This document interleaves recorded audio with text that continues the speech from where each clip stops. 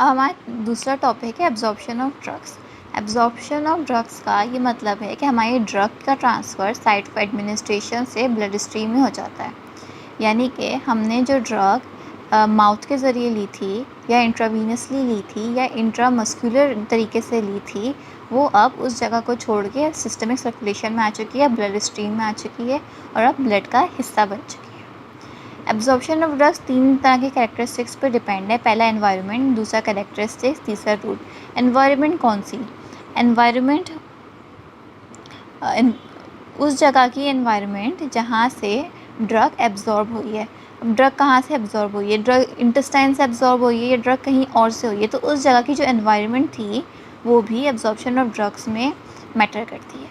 दूसरी चीज़ है characteristics of drugs, यानी कि हमारी ड्रग की कैरेक्टरिस्टिक्स क्या हैं, वो केमिकली उसके क्या कैरेक्टर्स हैं।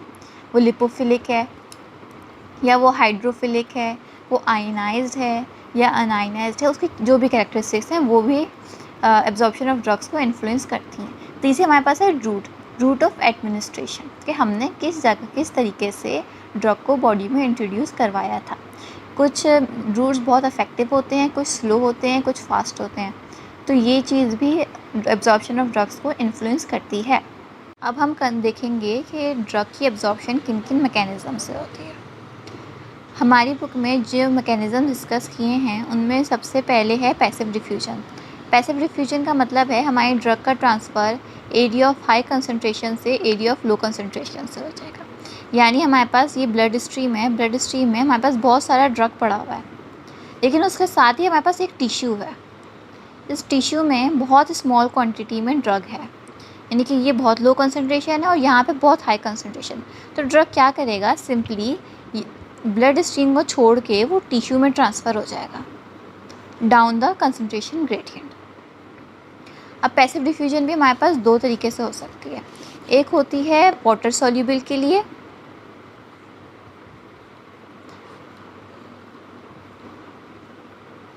और दूसरी होती है लिपोफिलिक ड्रग्स के लिए।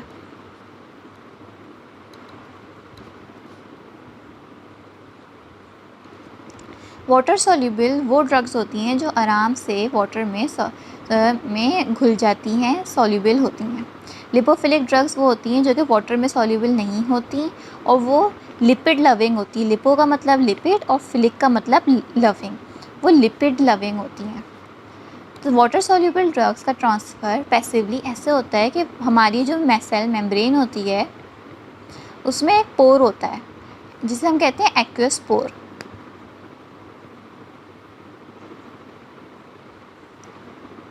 यहाँ पे हमारी जैसे ड्रग पड़ी हुई है, ये हमारे टिश्यू की इंटरनल एनवायरनमेंट है।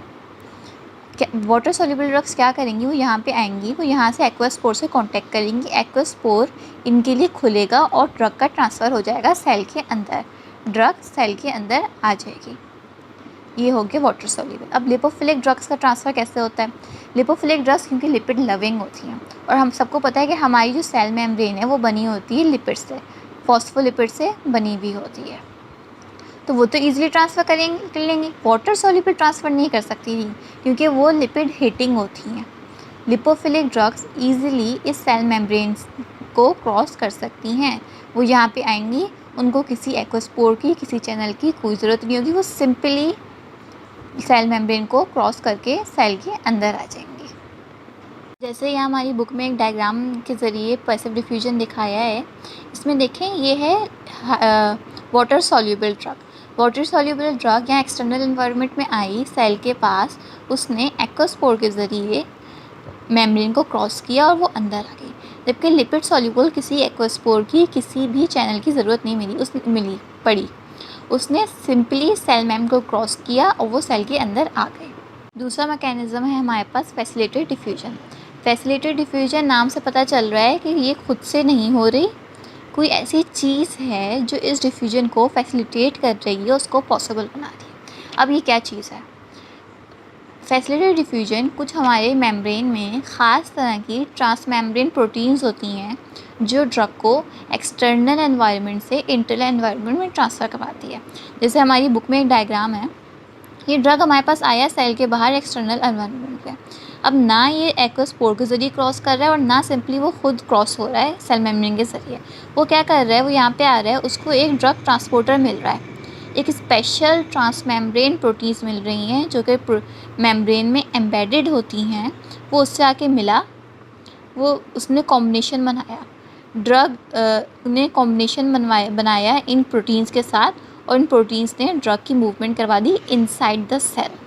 ये हमारा हो गया फैसिलिटेटेड डिफ्यूजन। तीसरा मैकेनिज्म हमारे पास है active transport. Active transport completely opposite है पैसिव ट्रांसपोर्ट का। पैसिव ट्रांसपोर्ट में क्या होता था, हमें किसी एनर्जी की ज़रूरत नहीं होती थी, हमें कोई एनर्जी नहीं चाहिए होती थी। लेकिन एक्टिव ट्रांसपोर्ट में हमें एनर्जी की ज़रूरत होती है। एक्टिव ट्रांसपोर्ट में क्या होता है कि हमारी मेम्ब्रेन पे कुछ चैनल्स पड़े हुए हैं जो कि मूवमेंट करा सकते हैं ड्रग की इनसाइड द सेल, लेकिन इन चैनल को एनर्जी की ज़रूरत है। और एनर्जी हमें किस फॉर्म में हमारी बॉडी में होती है, यूजुअली किस फॉर्म में होती है, एटीपी। तो ये चैनल्स खुद से मूवमेंट नहीं करा सकते, इनको हम पहले एटीपी देंगे, फिर ये चैनल्स मूवमेंट करवाएंगे ड्रग की इनसाइड द सेल। से डायग्राम में इलस्ट्रेट किया है, हमारे पास ड्रग आया, ड्रग ट्रांसपोर्टर पे अटैच हो गया, लेकिन इसकी फ़ौरन मूवमेंट नहीं हो गई क्योंकि अभी इसके पास एनर्जी नहीं है। जब हम इसको एनर्जी देंगे, फॉस्फोराइलेशन होगी, एटीपी एडीपी में कन्वर्ट होगा, फिर इस ड्रग ट्रांसपोर्टर ने ड्रग को इनसाइड द सेल मूवमेंट करा दी। हमारे पास जो लास्ट मैकेनिज़्म है वो है एंडोसाइटोसिस और एक्सोसाइटोसिस। एंडोसाइटोसिस नाम से पता चल रहा है, एंडो का मतलब होता है इन और एक्सो का मतलब होता है आउट। यानी एंडोसाइटोसिस में ड्रग की मूवमेंट इनसाइड द सेल हो रही है और एक्सोसाइटोसिस में ड्रग की मूवमेंट आउटसाइड द सेल हो रही है। ये हमारे होता कैसे है, ये हमारे पास एक सेल पड़ा हुआ है, सेल के पास आके ड्रग आया, सेल ने क्या किया, इस ड्रग को एनगल्फ करने की कोशिश करी। एंडोसाइटोसिस की भी हम बात कर रहे हैं, सेल ने ड्रग को एनगल्फ करने की कोशिश करी, उसने एक पिंच ऑफ किया इस ड्रग को और एक विजाइकल के तरीके से इस ड्रग को एनगल्फ कर लिया। ये ड्रग जो बाहर पड़ा हुआ था, अब ये ड्रग इस तरह से अंदर आ गया। एक्सोसाइटोसिस इसका कम्प्लीटली अपोजिट है। हमारे पास एक चीज़ पड़ी हुई है, अब आप ड्रग या कोई भी चीज़ पड़ी हुई है सेल के अंदर, वो पड़ी हुई है, अब सेल क्या करेगा, सेल ने इसको बाहर निकालना है। वो क्या करेगा, उसको एक विजाइकल में एनक्लोज करेगा और अपनी मेम्ब्रेन के ज़रिए से उसको बाहर निकाल देगा, वो बाहर आ जाएगी। एंडोसाइटोसिस और एक्सोसाइटोसिस की दो एग्जांपल्स हैं हमारी बुक में। पहली एग्जांपल है एंडोसाइटोसिस की, उसमें क्या हमें एग्जांपल दी है कि विटामिन बी जो है वो इंटेस्टाइन में एब्जॉर्ब होती है एंडोसाइटोसिस के ज़रिए, vitamin B.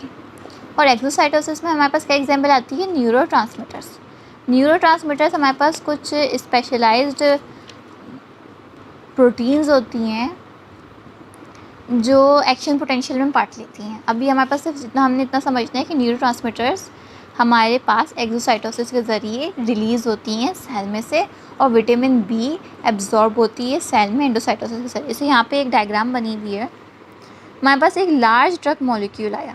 Endocytosis exocytosis involve करते हैं लार्ज मॉलिक्यूल्स को जो दूसरे मैकेनिज़म्स नहीं एब्जॉर्ब कर पा रहे या नहीं रिलीज़ कर पा रहे। वो आया, वो यहाँ पे पिंच ऑफ हुआ प्लाज्मा मेम्ब्रेन का, यानी कि प्लाज्मा मेम्ब्रेन को हमने थोड़ा सा निकाल दिया, उसमें ड्रग एंगल्फ हुआ और वो इनसाइड द सेल मूव कर गया। अब हम रिव्यू कर लेते हैं पूरे लेक्चर को। एब्जॉर्प्शन ऑफ ड्रग्स हमने इसमें डिस्कस किया था। एब्जॉर्प्शन ऑफ ड्रग्स का मतलब है साइड ऑफ एडमिनिस्ट्रेशन से ब्लड स्ट्रीम में ड्रग मूवमेंट हो गई है, जहाँ से हमने ड्रग को इंट्रोड्यूस कराया था बॉडी में, वो उस जगह छोड़ के अब सिस्टमिक सर्कुलेशन में आ गया है।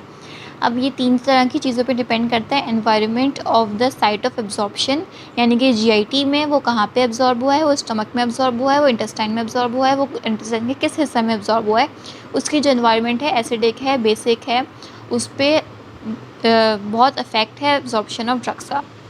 दूसरी चीज़ है केमिकल कैरेक्टरिस्टिक्स ऑफ ड्रग्स, यानी कि हमारा जो ड्रग है वो लिपोफिलिक है, हाइड्रोफिलिक है, अनायनाइज्ड है, आयनाइज्ड है, उसकी जो भी कैरेक्टरिस्टिक्स हैं वो भी अफेक्ट करती हैं एब्जॉर्प्शन ऑफ ड्रग्स को। तीसरी चीज़ रूट ऑफ एडमिनिस्ट्रेशन, कि हमने उस ड्रग को कहाँ से एडमिनिस्टर किया था, कहाँ से इंट्रोड्यूस किया था बॉडी में, इंट्रावीनसली किया था, इंट्रामस्कुलर वे में किया था, या एंटेरल रूट लिया था, रेक्टल रूट, जो भी रूट है। हमारे पास मैकेनिज़म्स थे। हमारे पास सबसे पहला मैकेनिज़्म है पैसिव डिफ्यूजन। पैसिव डिफ्यूजन का मतलब है कि down the concentration gradient, area of high concentration से एरिया ऑफ लो कंसंट्रेशन में ड्रग की मूवमेंट हो जाती है। इसमें कोई एनर्जी यूज़ नहीं होती। इसमें दो तरीके की चीज़ें इन्वॉल्व होती हैं। एक होते हैं हाइड्रोफिलिक यानी कि वाटर सॉल्युबल जो एक्वस पोर के ज़रिए अपनी मूवमेंट करवाते हैं, और लिपोफिलिक यानी कि लिपिड लविंग जो जिन्हें किसी चीज़ की ज़रूरत नहीं होती है और वो आराम से सेल मेम्ब्रेन क्रॉस कर लेते हैं।